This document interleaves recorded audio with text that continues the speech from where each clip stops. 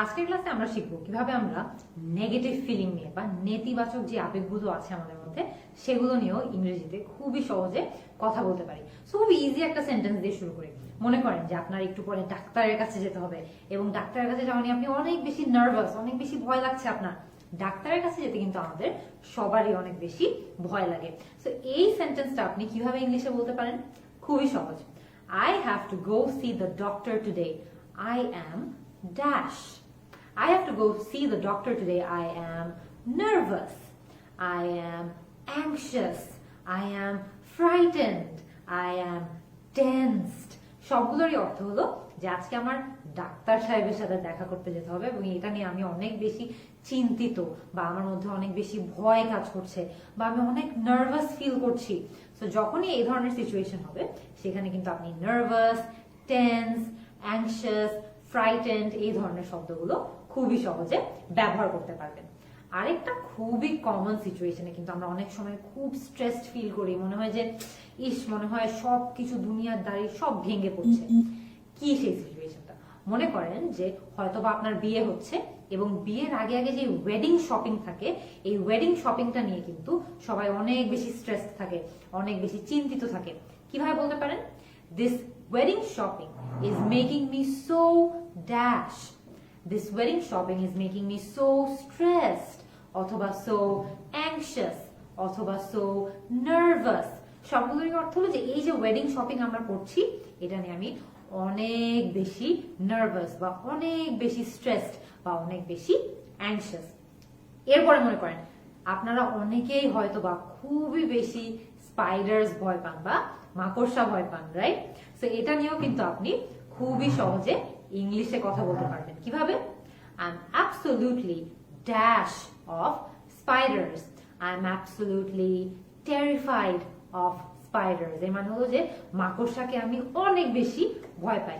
আপনি চাইলে কিন্তু এটাও বলতে পারেন I am absolutely frightened of spider's. আমরা টেরিফাইড বলতে পারি, স্কেয়ার্ড বলতে পারি, ফ্রাইটেন্ড বলতে পারি। সবগুলোরই অর্থ হলো যে আমি অনেক বেশি মাকড়সাকে ভয় পাই। এরপরে মনে করেন এক সপ্তাহ পর আপনার রেজাল্ট বের হবে, আপনি এটা নিয়ে অনেক বেশি টেনসড। কিভাবে বলতে পারেন? My results come out in a week. I feel really dash. My results come out in a week. I feel really tensed. My results come out in a week. I feel really unsettled. I feel really nervous. I feel really scared. I feel really frightened. এখানে কিন্তু শব্দের কোনো শেষ নেই। আপনার result বের হচ্ছে, এটা নিয়ে আপনি অনেক চিন্তিত, অনেক নার্ভাস, অনেক টেন্সড, অনেক আনসেটলড, অনেক ফ্রাইটেন্ড ফিল করছেন, স্কেয়ার্ড ফিল করছেন, ভয় লাগছে। যে কোনো শব্দই কিন্তু আপনি এখানে ড্যাশে বসাতে পারবেন।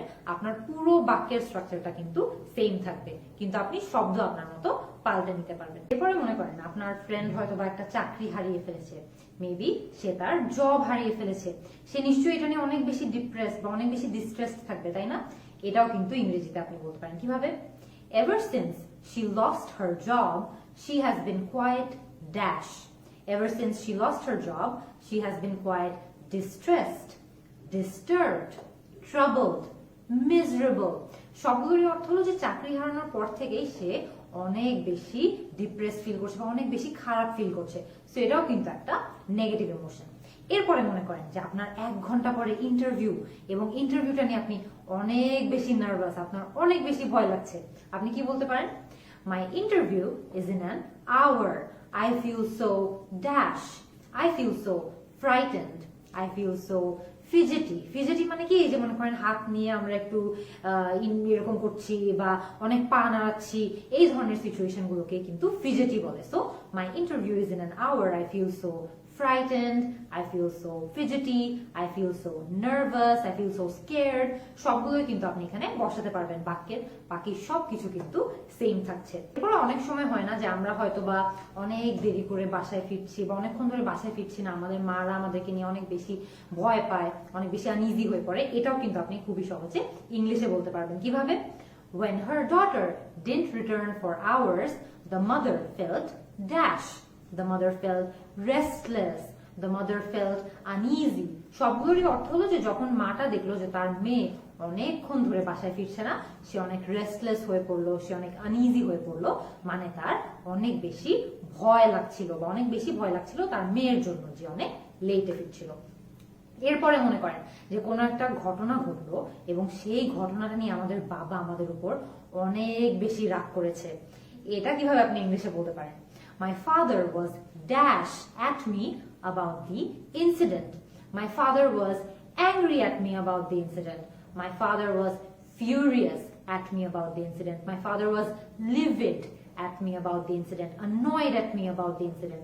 সবগুলোরই অর্থ হলো যে আমার বাবা এই যে ঘটনাটা ঘটেছে এটা নিয়ে আমার সঙ্গে অনেক বেশি রাগ। সো আমরা অ্যাংরি বলতে পারি, ফিউরিয়াস বলতে পারি, লিভিড বলতে পারি, অ্যানয়েড বলতে পারি। সবগুলোরই অর্থ হলো যে আমাদের বাবা আমার উপর একটা ঘটনা নিয়ে হয়তোবা অনেক বেশি রাগ করে আছে। লাস্ট একটা বাক্য, মনে করেন আপনি অনেক বেশি অগোছালো, আপনি অনেক বেশি মেসি এবং আপনার আম্মা বা আপনার মা আপনার উপর অনেক বেশি বিরক্ত।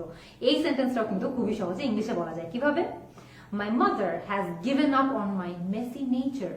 She is dash. She is frustrated. অথবা she is exasperated.